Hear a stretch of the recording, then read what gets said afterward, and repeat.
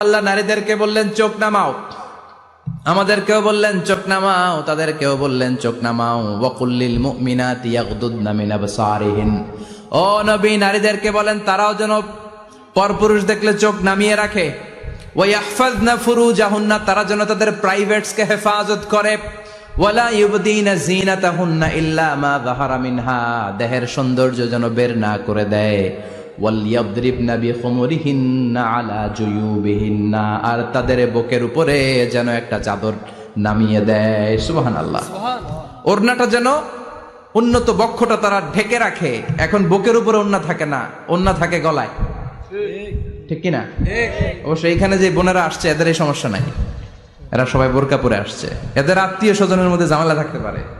তো আপনারা যে পৌঁছে দিবেন, ওড়না থাকবে কোথায়?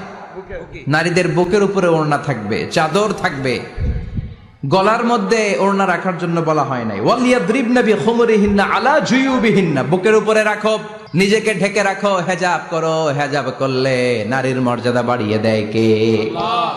সম্মানিত বোনেরা, নারী স্বাধীনতার কথা যারা বলে টেলিভিশনে, এগুলো শুনে আপনারা ভড়কে যাবেন না, এগুলো শুনে আপনারা পাগল হবেন না। মনে রাখবেন হেজাব আপনার অধিকার, হেজাব নারীর অধিকার।